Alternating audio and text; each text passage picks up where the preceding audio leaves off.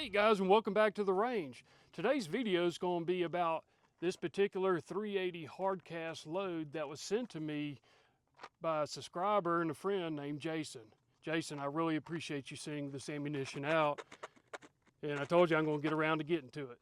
So this ammo test is going to parallel the earlier 380 meat test that I did a couple months ago, where I was comparing the Underwood 90 grain plus P extreme penetrator against a Federal jacketed hollow point, and both of those loads did very well. The reason I'm sticking with the extreme penetrator for now is just because I have an abundance of it. But if you haven't seen that video, I highly encourage you to go see it.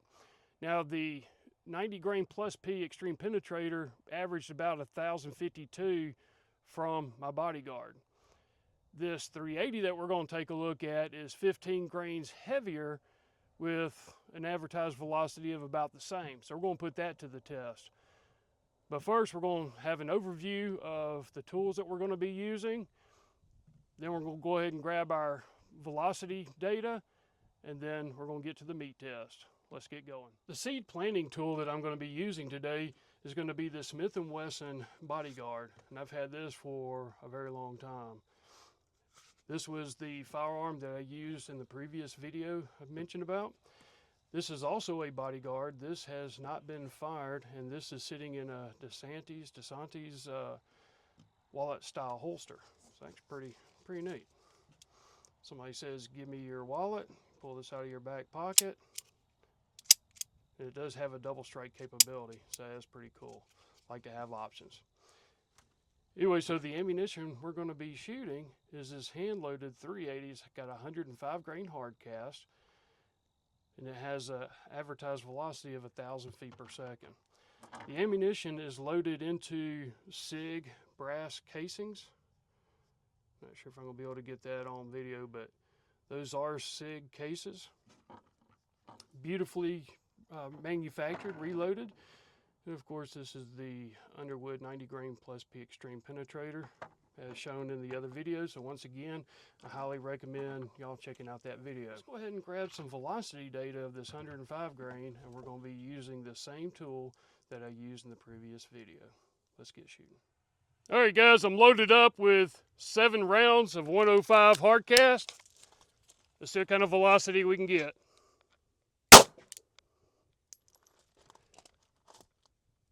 953,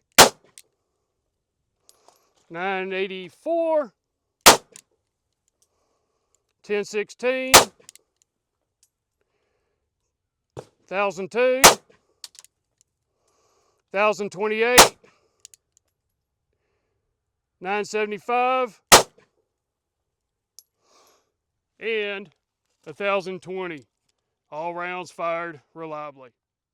Here we can show that we fired 7 shots, got the average of 997.1, extreme spread of 75.6, and a standard deviation of 25.4. I don't know how much of a difference that's going to make,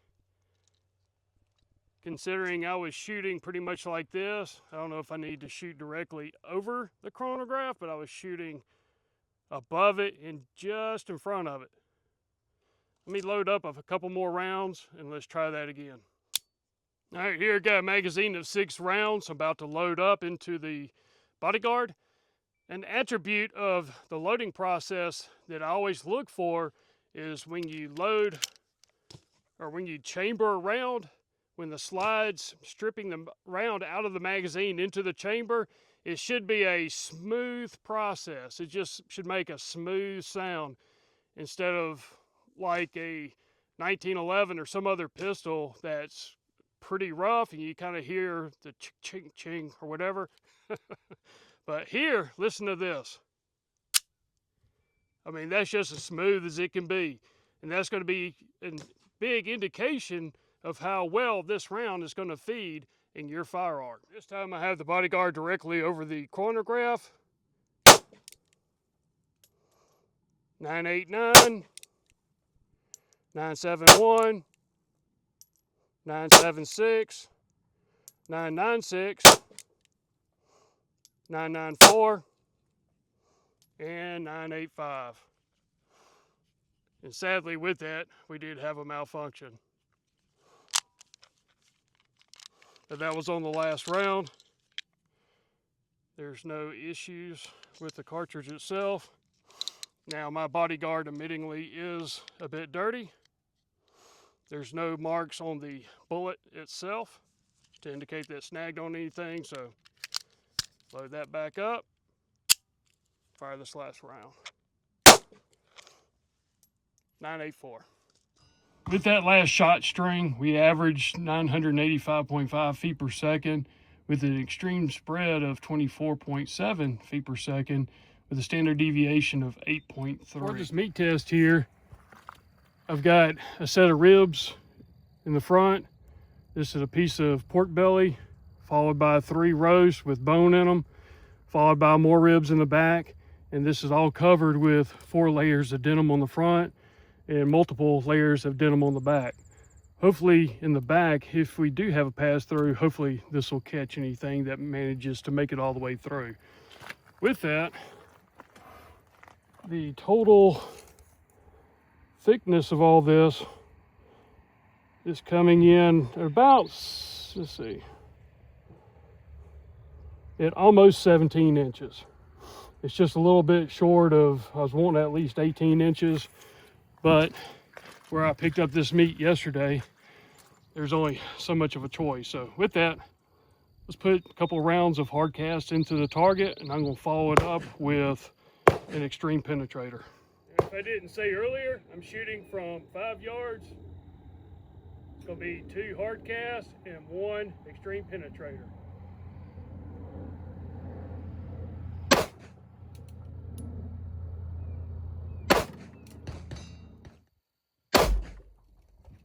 If I didn't say earlier, I'm shooting from 5 yards. It's going to be 2 Hardcast and 1 extreme penetrator.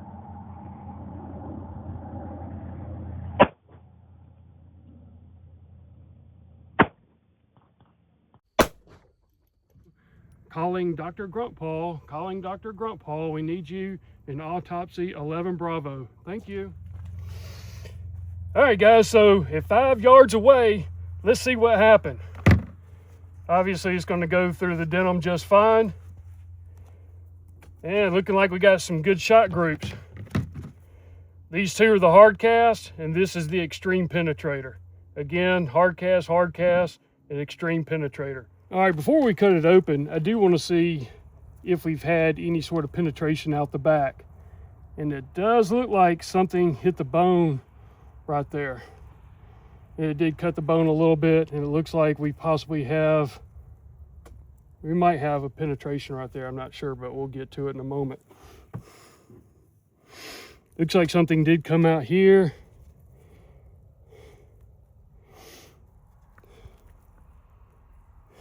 Let's see. Looks like we had something come out here and may have hit the bone right here.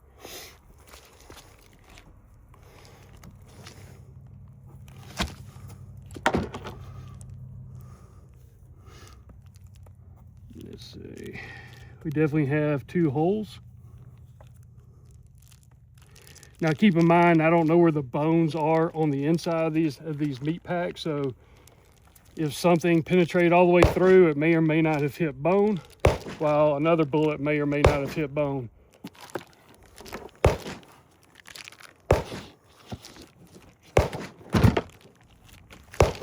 Okay.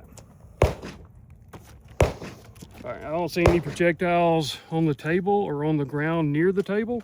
So with that, let's go ahead and cut it open and see what we can see on the inside. Okay, go ahead and take this out of the wrapper.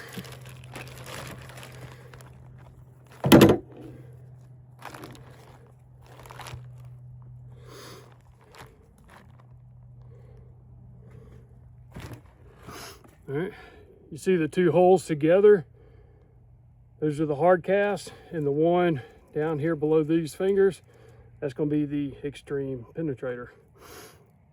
Now, this is just fat, just like old Gruntpaw here. Yeah, so there's no meat in it. Nice clean holes through and through. All right, here's the ribs that were on the front. You can see the 2 holes made by the Hardcast, the one made by the Extreme Penetrator. I'm glad I'm not a betting man because of all these bones right here, none of them managed to hit a bone. That may have nicked a bone, but not enough really to make a difference. And that just barely missed some cartilage. But with those holes being the size they are, no doubt whatsoever, it would have crushed the bone had it hit it. And also, we've demonstrated that in a previous video. And a little caveat to this is one reason why I like shooting at least a 40 caliber size bullet, especially one that expands. Because if I demonstrated with my 10 millimeter, if I had a shot like this, it would have expanded wide enough to at least hit one of the bones. But with that, let's keep going. All right, guys, here's our first roast. We have the Extreme Penetrator here and both Hardcast rounds right here. I mean, that is a good chunk of meat.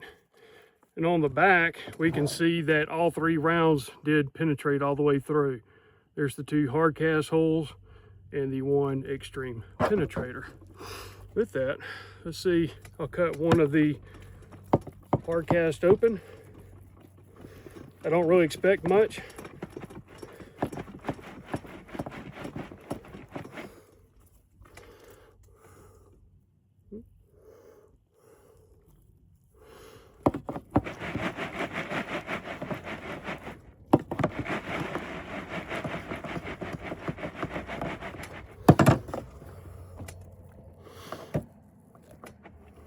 So here we can see the wound track of one of the Hardcasts, and it made probably about a 40 caliber or so size hole through it. Let's see if we can find the Extreme Penetrator.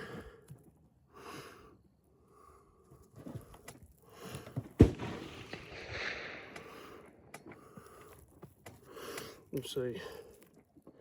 Of course, all those managed to miss bone.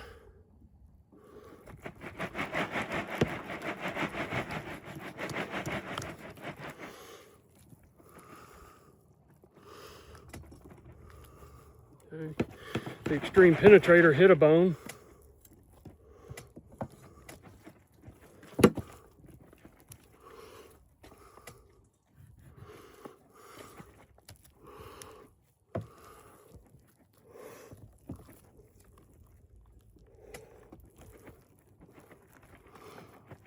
You hit the bone right here,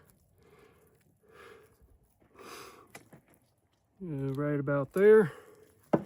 I just stuck my finger into the entrance hole there.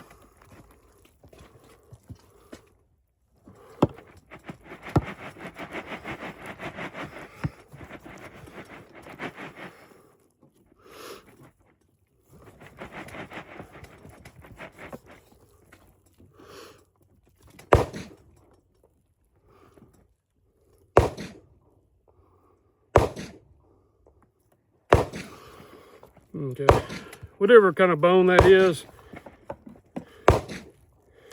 I think it's a shoulder bone. It punched straight through it. So that's a pretty thick bone. There's a lot of bone in there. I don't want to record all that, but it went through. It did make a nice little hole and kept on going. All right, so here's my third roast. I couldn't find a third hole in it, and I'll show that to you in just a moment, but I did go ahead off camera and cut open the second roast a bit more. You can see right in there the exit wound from the Extreme Penetrator. So it hit the bone and it deflected, went out the meat, probably over here somewhere.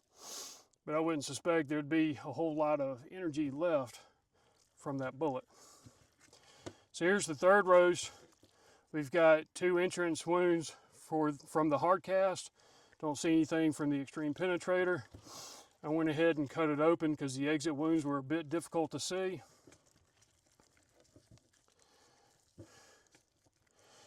But there, we can see the exit wound, or I could see this one okay. The other one's a little hard to see. Cut it open, you can see the exit wound there. This one did not hit bone, however, this one did hit bone. And where it hit the bone, it shattered the bone. And it looked like it caused the projectile to go off course ever so slightly. And this is some sort of a flat bone, maybe a shoulder bone. And let's see. Yeah, and I'm thinking that the bullet may have deflected some, but I'm not sure. So let's go ahead. We'll take a look at this last chunk of meat. And in the plastic, okay, there's 2 holes, so that's a good sign. And there's 2 exit holes. All right, guys, so about 10 feet behind the target, laying on top of the dirt or the mud, I found this. And I believe this is going to be one of the 380 Hardcasts, but I can't quite tell. I'll get that home and I'll get that cleaned up and see if I can get some pictures of it so we can better tell. Maybe even Jason can chime in and say if that's what he thinks it is.